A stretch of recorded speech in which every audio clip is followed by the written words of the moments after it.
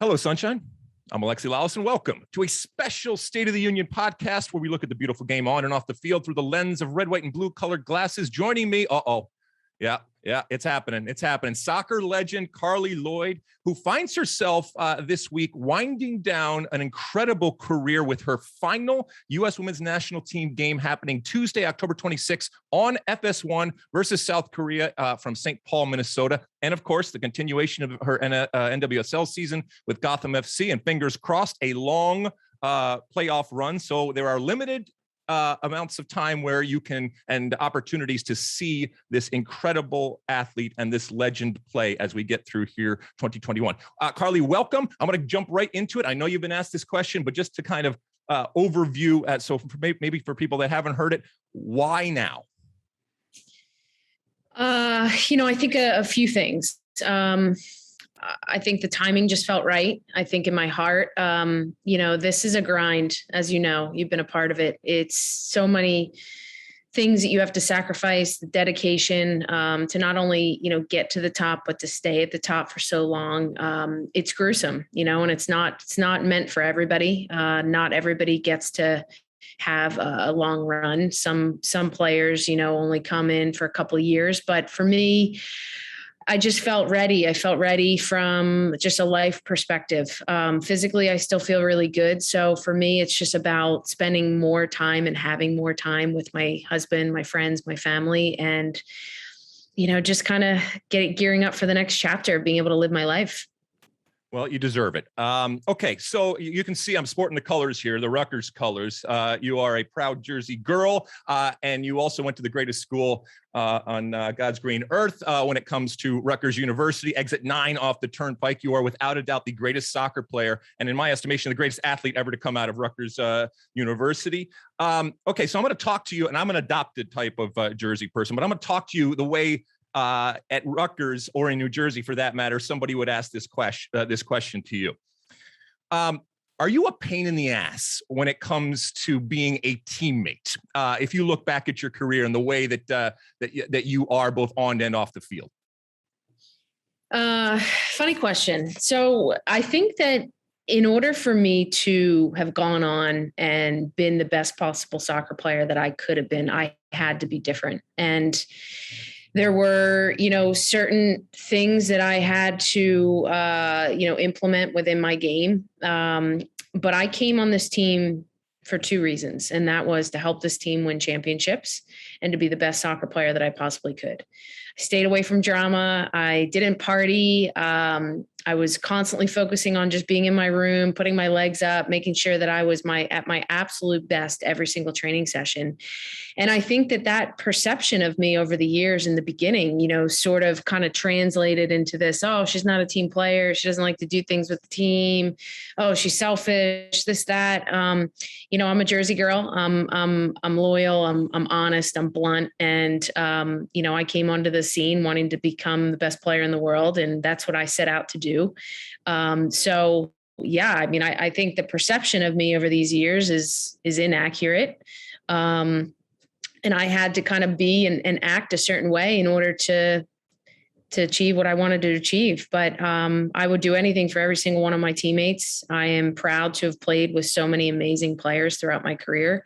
This is a team sport. They have helped me. I'm tremendously gracious for all that I've learned from everybody. Sure, was I a pain in the butt back then? I'm sure. I had a chip on my shoulder. I had a lot to prove, and I came in and on this team wanting to earn a starting spot. So that was the way that I went about it.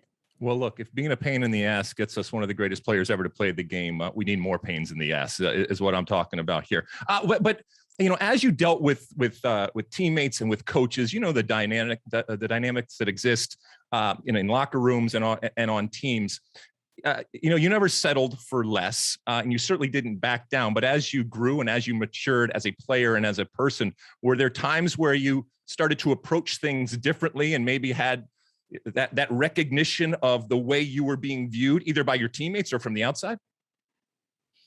I think what's hard is to kind of take the long game approach. I think many athletes and many people want short, quick success. And I knew I was in for the long haul. I knew that I had to do everything right little by little, day by day, month by month, year by year. And eventually, as Candace Parker just said, time will tell. Time will tell your story. And I always wanted my play on the field to do the talking.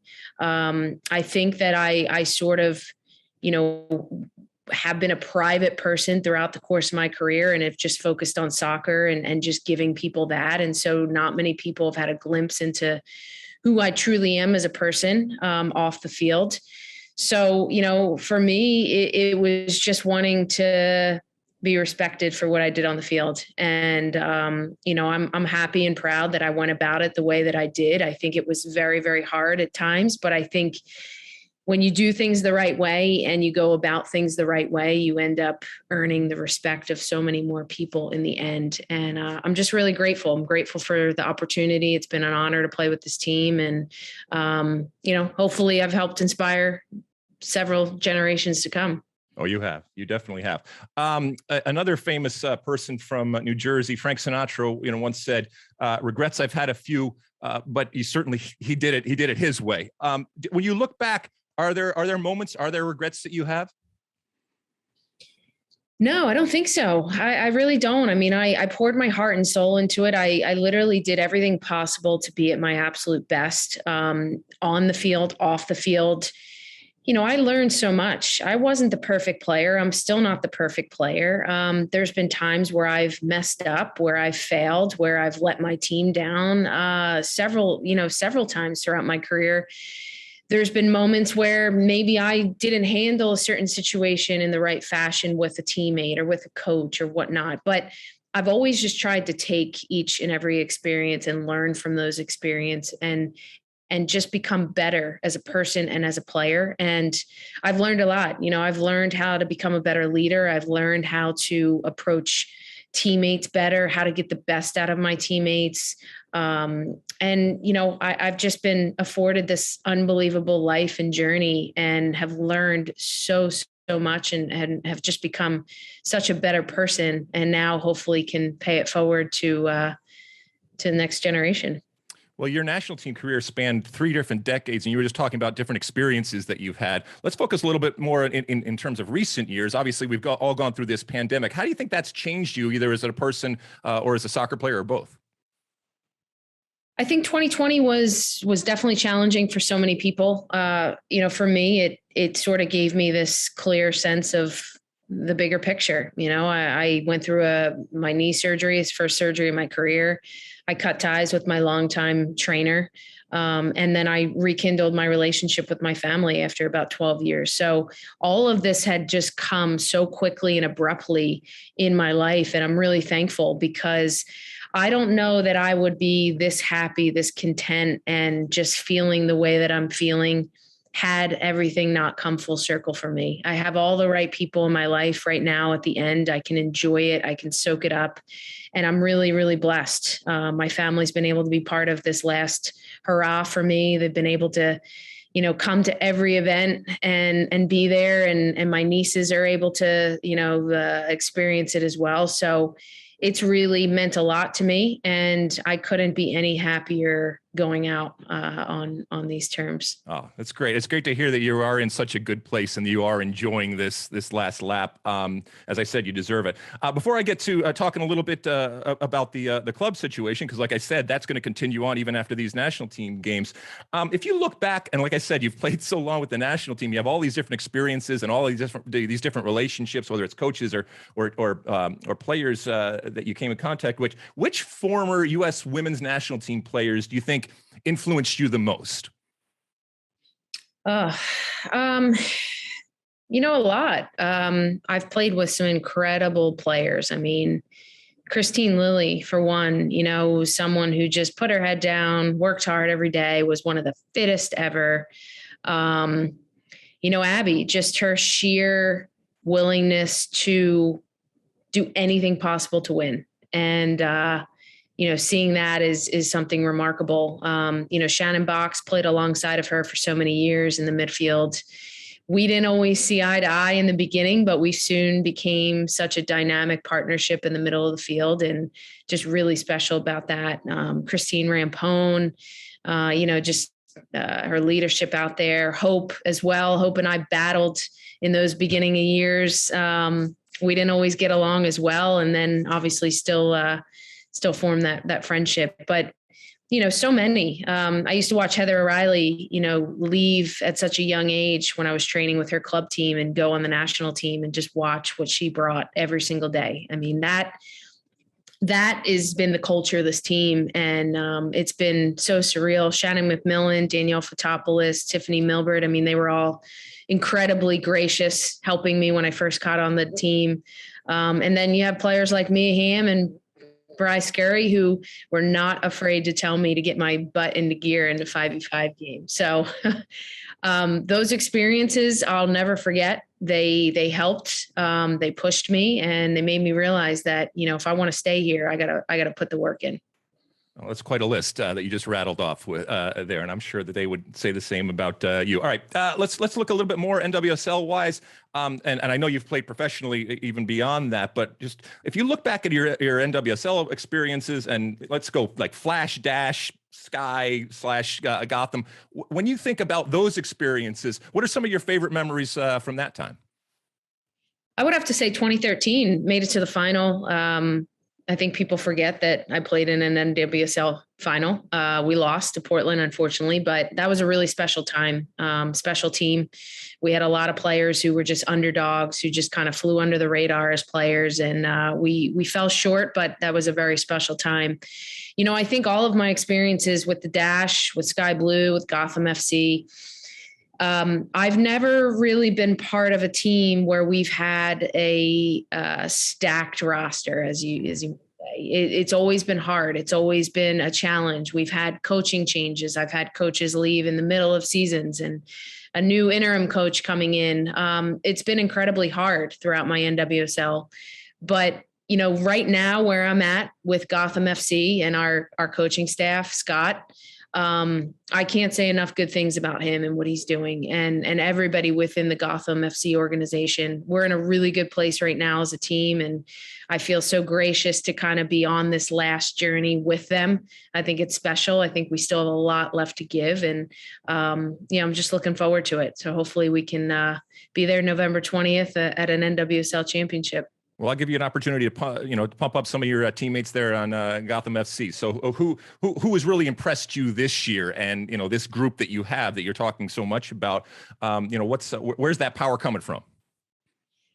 I think what we've got going on right now is we're playing to our strengths. You have Midge and Efi up top who are banging in goals, who are doing great, and who are helping to kind of lead that charge, that offensive charge. And, then you have a midfield like myself and McCall and Allie who, veteran leadership. But we've had, subs who have come on who have been tremendous. Our back line has been absolutely stellar.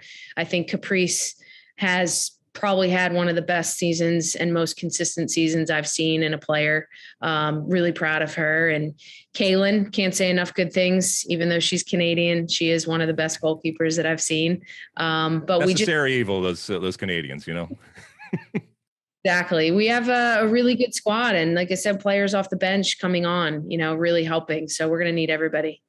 All right, so you're gonna stop playing, but you're gonna still be this elder statesman, and wherever you go, whatever you decide to do, people are going to come and ask, your opinion and see what you have to say about the game. And I'd be remiss if I didn't mention, obviously, certainly over the last couple of weeks, what the NWSL has gone through, what the women's soccer has gone through. When you start to envision what you want women's soccer to be and soccer to be, how do you see it, and what are your hopes for the future? You talked earlier about wanting, even in your next capacity, to be able to have an impact and to be able to help the game that you love. I think the most important thing, like I touched on it before, is the long game approach. I think things need to be done the right way. From the ownership group down, from the league office, GM role, coaching role, player role, everything needs to be done the right way. We need to put people in positions who understand it, who get it, and then sort of bridge all of that together. So I'm really hopeful, as unfortunate as things have gone on within the league as of lately. I'm hopeful that this is a huge restart for everybody. I think Marla coming in, I've heard very good things about her. So I'm really hopeful, and I want to do anything I can to help promote, to help make things better, to offer some words of wisdom, whatever that may be. But I definitely want to, continue to see this game grow in the right direction, because players deserve it. And, everybody watching and supporting deserve it as well. Last question, then I'll let you go. What did New Jersey, and obviously Rutgers is part of that, you've talked about it. You certainly haven't shied away from it, nor should you. Explain to those that aren't there or haven't had the opportunity like I had to be kind of immersed in it. What makes it so special? What makes it unique? I think a lot of things. I think the food, for one, is really good. I'm a bit biased there. The people, the people are just so direct, so blunt. I feel like there's people who can kind of have that dry sense of humor. I've always sort of had that underdog approach. And I think being a South Jersey girl close to Philadelphia, like Zach Ertz was talking about it, the fans and just people in the city and in New Jersey are just so passionate, and they all have got that blue collar mentality that they thrive on. And I think that's what's made things really special.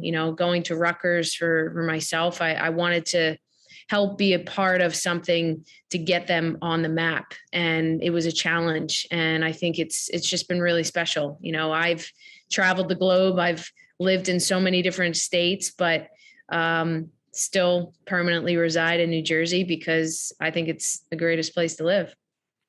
Well, I think we can end it there. But before we do, just on